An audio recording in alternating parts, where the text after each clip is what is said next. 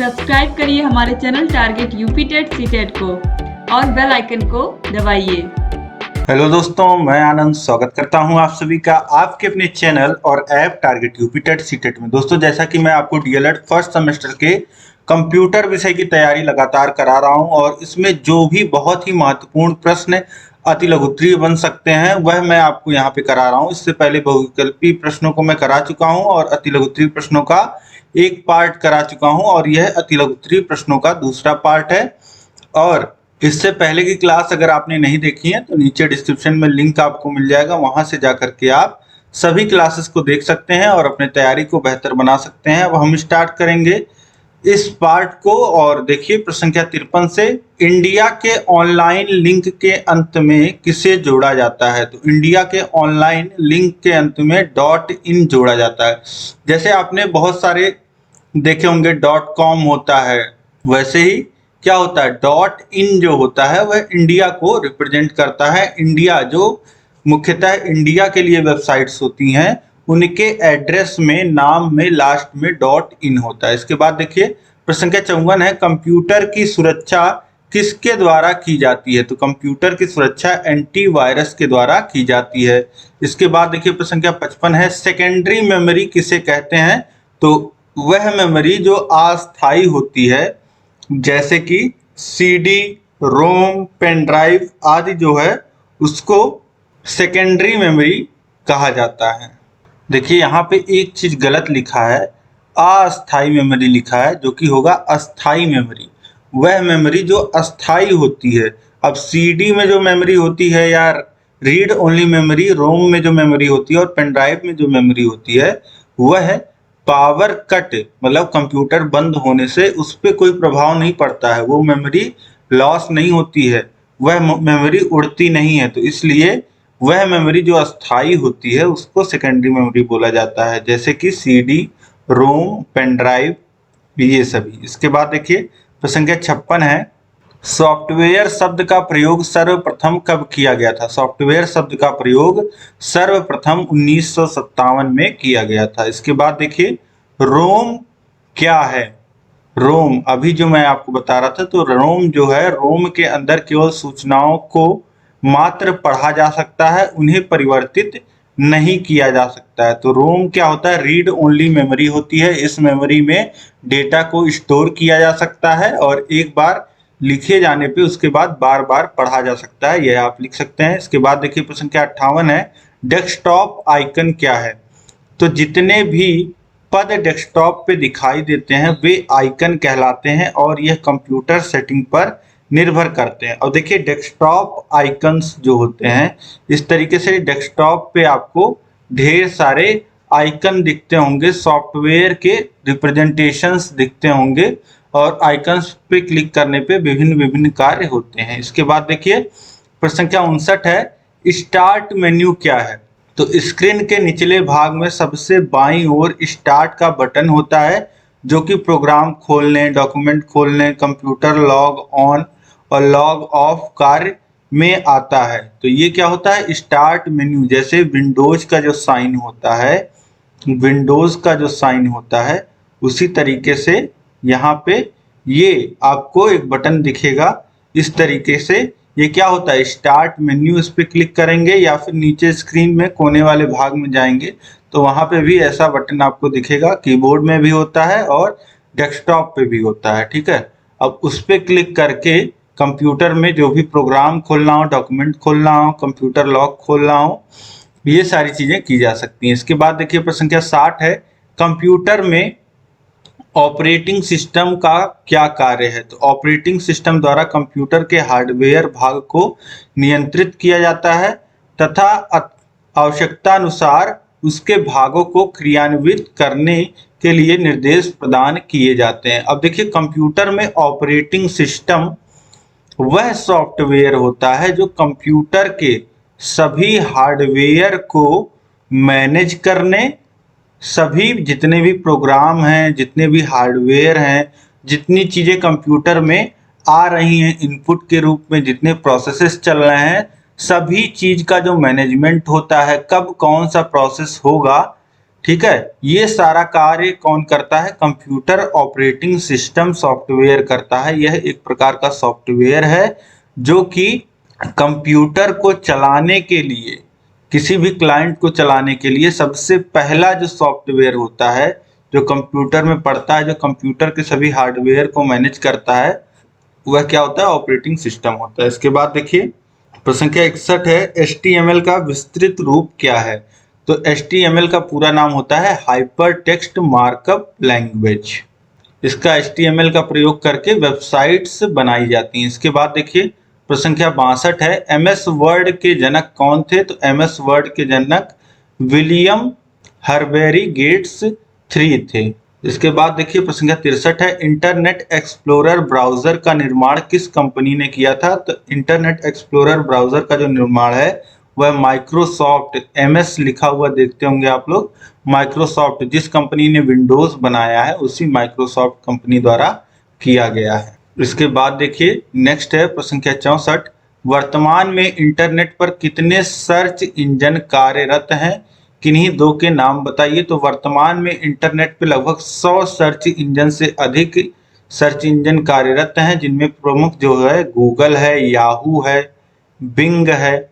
ये सब क्या है? ये सब सर्च इंजन है जो आपसे जो जानकारी आप इंटरनेट पे खोजना चाहते हैं उससे जुड़ी जानकारी वेबसाइटों के माध्यम से प्रदान करते हैं। इसके बाद देखिए प्रश्न संख्या 65 है, किन्हीं 5 उच्च स्तरीय प्रोसेसिंग भाषाओं के नाम लिखिए। अब देखिए यहाँ पे वे भाषाएं जिसमें कोडिंग की जाती है उन भाषाओं के बारे में पूछ रहा है। तो पहला हो गया बेसिक, दूसरा हो गया कोबाल, तीसरा हो गया सी, चौथा हो गया C++ और पांचवा हो गया पास्कल।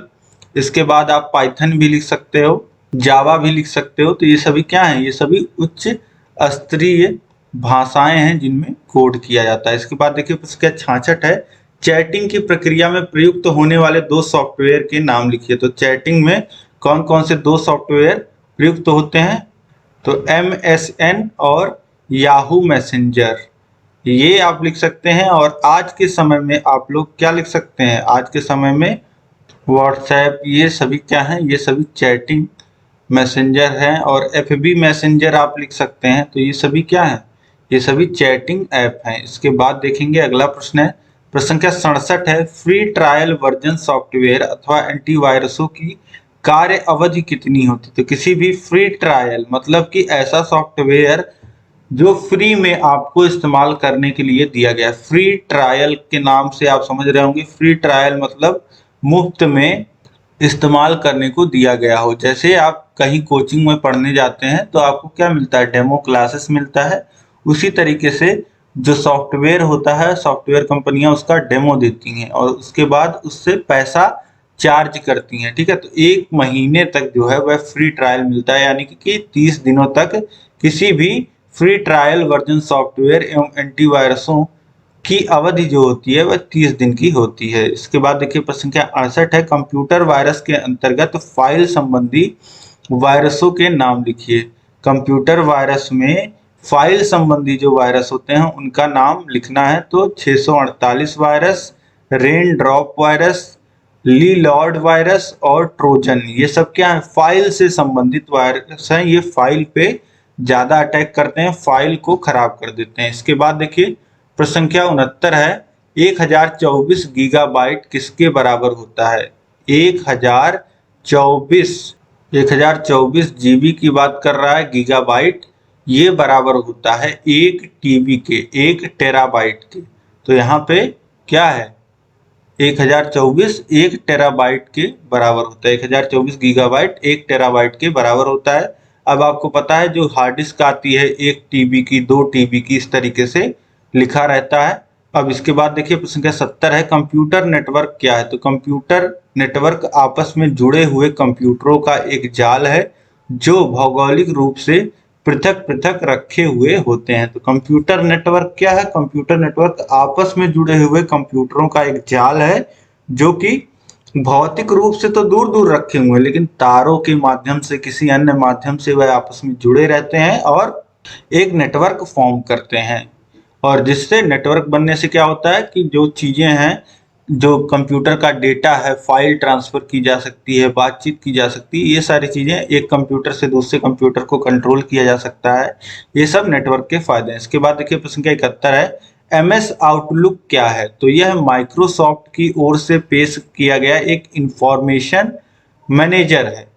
यह वर्तमान विंडोज में MS आउटलुक 2010 के रूप में कार्यान्वित है। तो MS आउटलुक जो होता है वह एक सॉफ्टवेयर है जिसे माइक्रोसॉफ्ट कंपनी द्वारा बनाया गया है और यह वर्तमान विंडो में MS आउटलुक 2010 के रूप में कार्यान्वित है। और MS आउटलुक का प्रयोग क्या होता है, ये अगर आपसे कोई पूछे तो माइक्रोसॉफ्ट की ओर से जो पर्सनल इंफॉर्मेशन मैनेजर है, जो दोनों रूप में उपलब्ध होता है, एक पृथक अनुप्रयोग के रूप में और साथ ही माइक्रोसॉफ्ट ऑफिस के सूट के रूप में भी। ठीक है, तो यह क्या करता है, यह ईमेल्स को मैनेज करता है और बहुत सारे आपके जो ईमेल संदेश आप भेजते हो या प्राप्त करते हो या अपने कैलेंडर से संबंधित कोई कार्य कर रहे हो, कोई डेट आपने नोट कर रखा है या आपके जो कॉन्टैक्ट्स हैं, उन सभी चीज़ों से संबंधित यह मैनेजमेंट का कार्य करता है। इसके बाद देखेंगे प्रश्न संख्या 72 है, कंप्यूटर प्रणाली में हिंदी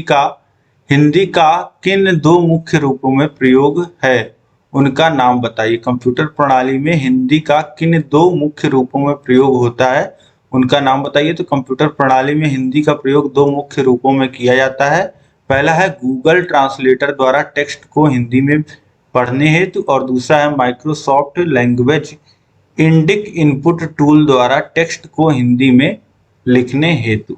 तो यहाँ पे देखा आपने, कंप्यूटर में हिंदी का जो दो प्रमुख मुख्य रूप से प्रयोग होता है वह होता है गूगल ट्रांसलेटर द्वारा टेक्स्ट को हिंदी में पढ़ने में और Microsoft language Indic input tool द्वारा टेक्स्ट को हिंदी में लिखने हेतु। इसके बाद देखिए आगे है प्रश्न संख्या 73, वर्तमान में पैकेजेस के कितने प्रकार कार्यशील हैं? तो वर्तमान में पैकेजेस के मुख्य रूप से निम्न प्रकार कार्यशील हैं, word processor, presentation package, worksheet package और डेटाबेस पैकेज। तो यहाँ पे 4 पैकेजेस दिए गए हैं, जो वर्ड प्रोसेसर है, प्रेजेंटेशन पैकेज है, वर्कशीट पैकेज है और डेटाबेस पैकेज है। ये सभी सॉफ्टवेयर हैं और ये सभी आपके कार्यों को, जो ऑफिस के कार्य होते हैं, इन सभी कार्यों को करने में मदद करते हैं। इसके बाद देखिए प्रश्न संख्या 74 है, ऑफिस पैकेज माइक्रोसॉफ्ट ऑफिस 2007 के अंतर्गत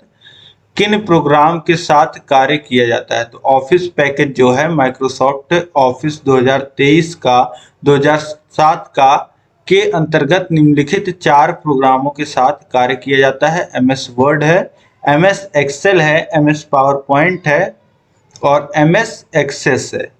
जो माइक्रोसॉफ्ट ऑफिस 2007 है, इसमें 4 तरीके के प्रोग्राम, 4 तरीके के सॉफ्टवेयर आपको देखने को मिलते हैं। MS word software, MS excel software, MS PowerPoint software और MS एक्सेस सॉफ्टवेयर। तो ये सभी सॉफ्टवेयर्स हैं, आपको पता है। MS वर्ड जो होता है वह तरह तरह के आपके ऑफिस के लेटर्स हो गए, रिपोर्ट हो गए, इन सारी चीज़ों को तैयार करने में। MS एक्सेल जो हो गया वह डेटा को टेबल के फॉर्म में स्टोर करने में, पावर पॉइंट प्रेजेंटेशन बनाने में, और इसी तरीके से ऑफिस के इस्तेमाल में MS एक्सेस भी आता है जो कि डेटाबेस को मैनेज करने में मदद करता है। ठीक है, यह एक डेटाबेस प्रबंधन प्रणाली है जिसकी रचना और वितरण माइक्रोसॉफ्ट ने अपने माइक्रोसॉफ्ट विंडोज और मैक OS के लिए किया है। यह अनुप्रयोग माइक्रोसॉफ्ट ऑफिस का ही एक भाग है।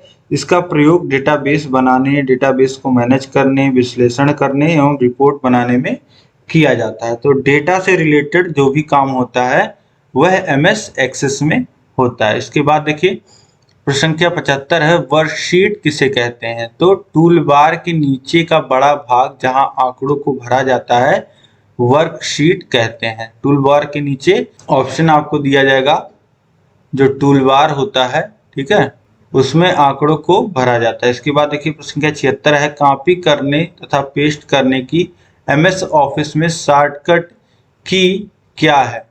तो कहीं पे भी आपको कॉपी पेस्ट करना है तो कॉपी करने के लिए कंट्रोल और C ये दोनों बटन एक साथ दबाइए, और कहीं पे पेस्ट करना है मतलब कि किसी फाइल को या किसी वर्ड को कॉपी करना है, किसी लाइन को कॉपी करना है, तो उसके लिए कंट्रोल सी दबाइए, और उस लाइन को फिर कहीं पे अगर लिखना है, उतारना है, तो पेस्ट उसको कहते हैं, जिसके लिए बटन दबाया जाता है कंट्रोल वी। इसके बाद देखिए प्रश्न संख्या 77 है, याहू सर्च इंजन का प्रारंभ कब हुआ था?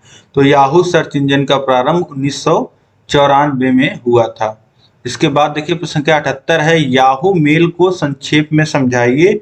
तो यह भी जीमेल के समान ही संदेशों को किसी विशेष मूल आईडी द्वारा किसी दूसरे व्यक्ति के मेल आईडी तक भेजने की प्रक्रिया है। इसकी प्रायोगिक URI जो होता है वह http://mail.yahoo.com/mail होता है। ठीक है, तो याहू मेल को संक्षेप में समझिए तो जिस तरीके से आप जीमेल का प्रयोग आज ज़्यादा कर रहे हैं, उसी तरीके से याहू कंपनी का जो मेल है, याहू कंपनी का जो मेल है उसे याहू मेल कहते हैं, और यह भी जीमेल के समान ही संदेशों को किसी विशेष मूल आईडी द्वारा किसी दूसरे व्यक्ति की मेल आईडी तक भेजने की प्रक्रिया। जैसे आप आज एक जीमेल आईडी लिए हो और कोई ऑफिस है, कहीं का एक जीमेल आईडी है जिस पे आप भेजते हो संदेश, उसी तरीके से याहू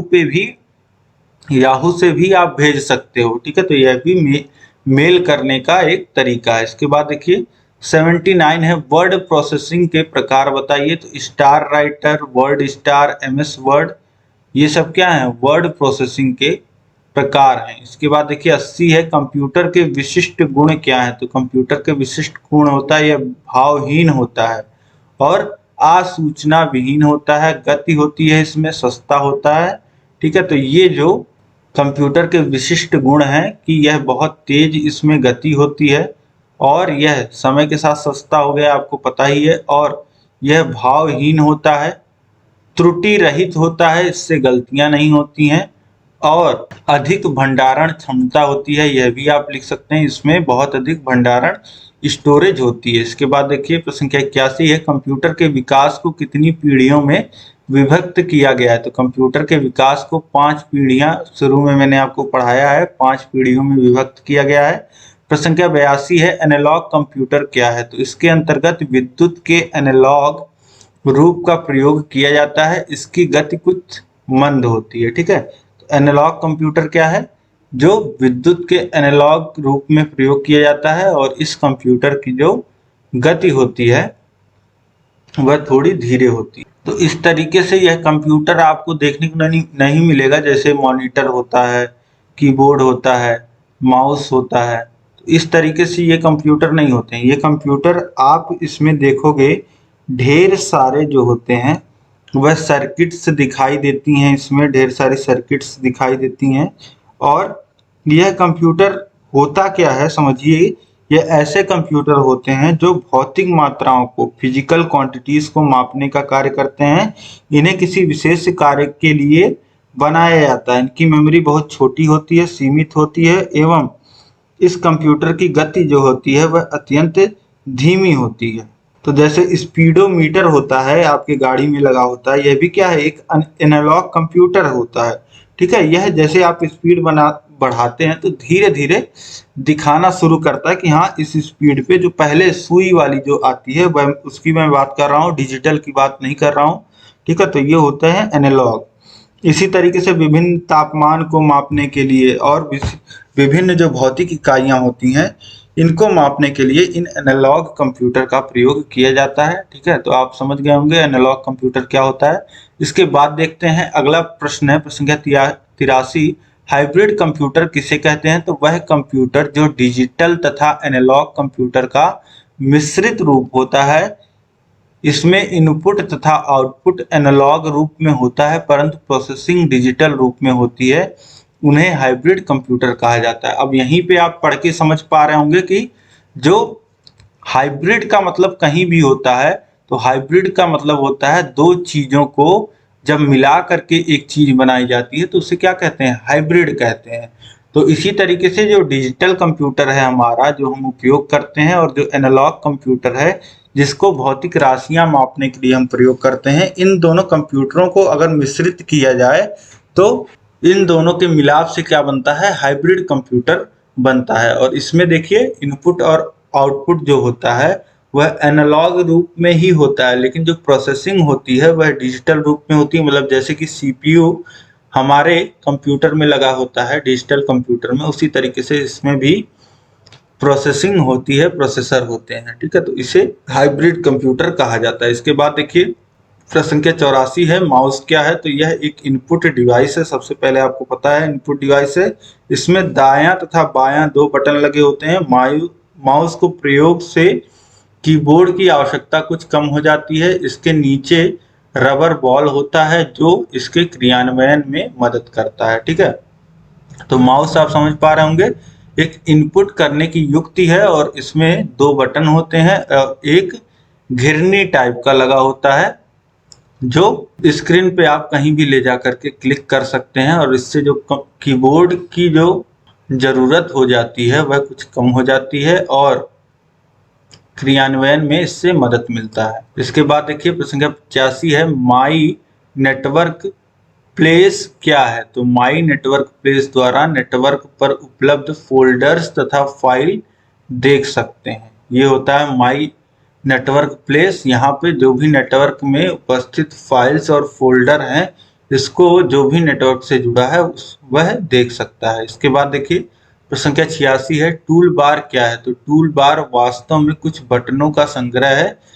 जिन्हें कुछ विशिष्ट क्रियाएं की जाती हैं। तो टूल बार आप समझ पा रहे होंगे, यहाँ पे बहुत सारे ऑप्शंस होते हैं, बटन होती हैं जिसके द्वारा बहुत सारी चीजों को, क्रियाओं को किया जा सकता है। तो टूल बार आपको कई जगह देखने को मिल जाएगा। जितने भी सॉफ्टवेयर से यूज होते हैं वहां पे ऊपर की तरफ जो होते हैं वह कई सारे टूल्स दिए होते हैं जिसे क्लिक करने पे तरह तरह के फंक्शंस जो होते हैं वह कमांड्स होते हैं, वह काम होते हैं, तरह तरह के काम होते हैं और इसी को टूल बार बोला जाता है। अब हम लोग देखेंगे अगला प्रश्न, प्रश्न संख्या 87, कंप्यूटर के जनक कौन है? तो कंप्यूटर के जनक जो हैं वह चार्ल्स बेबेज हैं। इसके बाद देखिए प्रश्न संख्या 88 है, ईमेल का विस्तृत रूप लिखिए। तो ईमेल मतलब होता है इलेक्ट्रॉनिक मेल, ईमेल। ठीक है, ई फॉर होता है इलेक्ट्रॉनिक और मेल मतलब मेल। इसके बाद देखिए 89 है, पीडीएफ का विस्तृत रूप क्या है? तो पीडीएफ का विस्तृत रूप होता है पोर्टेबल डॉक्यूमेंट फॉर्मेट। पीडीएफ का पूरा जो नाम है वह पोर्टेबल डॉक्यूमेंट फॉर्मेट। इसके बाद देखिए 90 है, होम पेज क्या है? तो इंटरनेट एक्सप्लोरर के पहले पेज को होम पेज कहा जाता है। तो इसको इंटरनेट एक्सप्लोरर ना लिख करके आप लोग लिखिएगा किसी भी वेबसाइट जो पहला पेज होता है उसे उस वेबसाइट का होम पेज कहा जाता है। इसके बाद देखिए 91 है, वैन का पूरा नाम क्या होता है? तो वैन का पूरा नाम होता है वाइड एरिया नेटवर्क। नेटवर्क तीन प्रकार के होते हैं, आपको पता है, लैंड, मैन, वैन। तो इसमें वैन जो होता है वह वाइड एरिया नेटवर्क होता है। जैसे कि आपका इंटरनेट जो है वह वाइड एरिया नेटवर्क है, लगभग पूरे दुनिया में फैला हुआ है।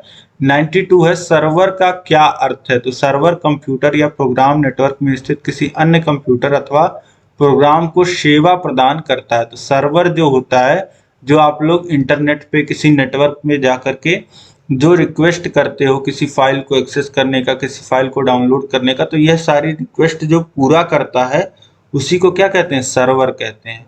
इसके बाद देखिए 93 है, ब्राउजर किसे कहते हैं? तो ब्राउजर एक ऐसा प्रोग्राम है जो उपभोक्ता एवं वेब सर्वर के मध्य संबंध स्थापित करता है।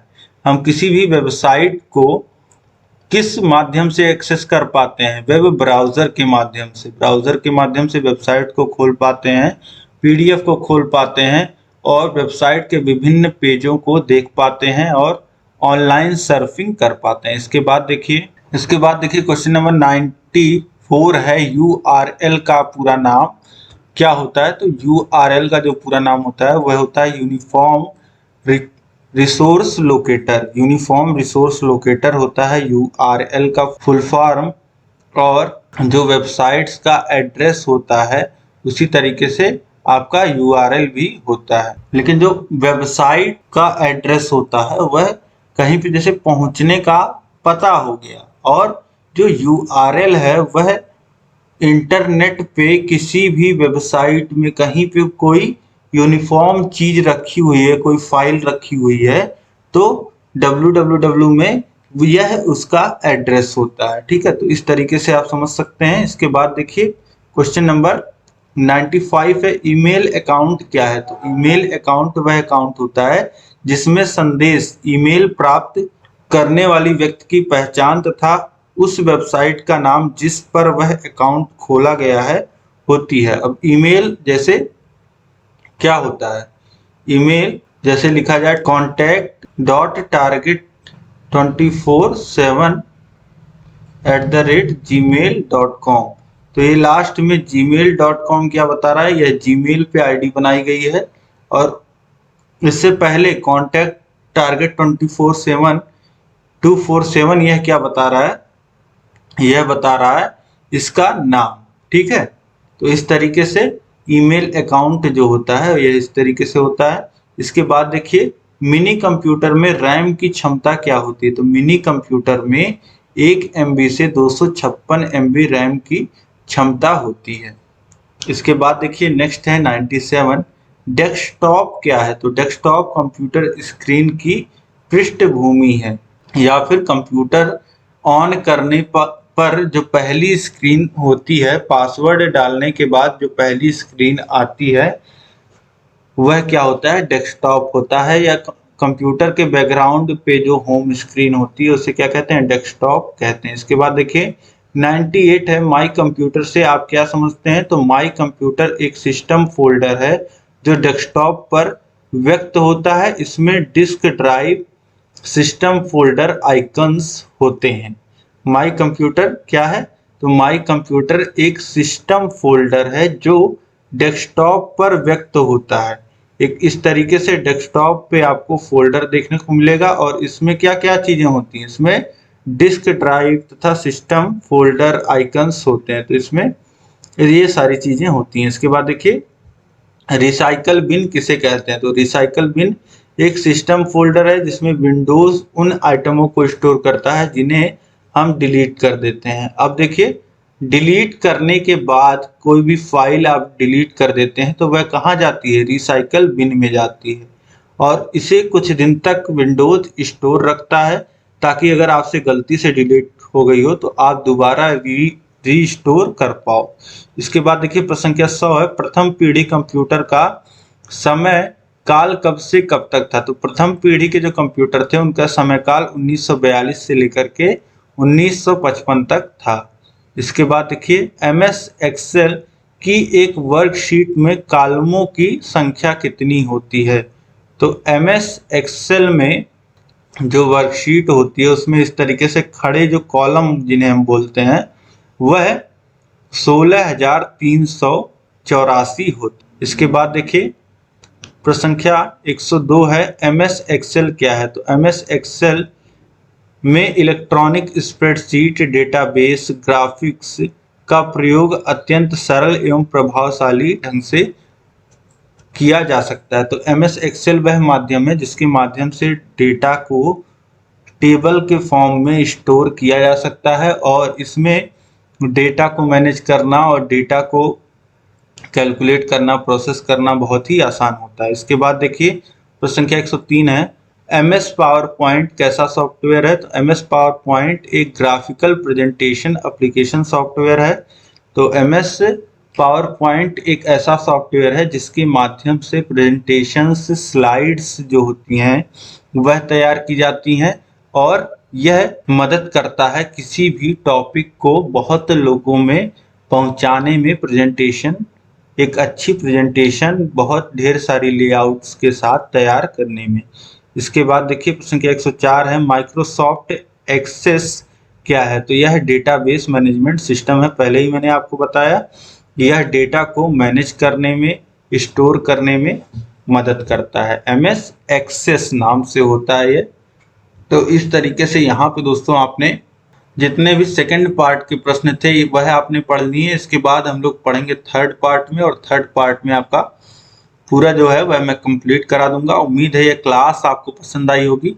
तो इस क्लास को आप लाइक कर दीजिए, अपने दोस्तों में, खास मित्रों में आपको शेयर करना है कम से कम 5 खास मित्र जो हैं उन तक ये क्लास पहुंचाइए, ताकि सभी लोग इसी तरीके से आसानी से सभी कंप्यूटर विषय को तैयार कर पाएं, गणित विषय को तैयार कर पाएं। ठीक है, तो इस तरीके से सभी जो विषय हैं वह पढ़ा दिए गए हैं। नीचे डिस्क्रिप्शन में लिंक मिल जाएगा। कहीं भी कोई भी दिक्कत आए आप मुझे कमेंट करके बताइए। ये क्लास आपको कैसी लगी है मुझे कमेंट करके बताइए।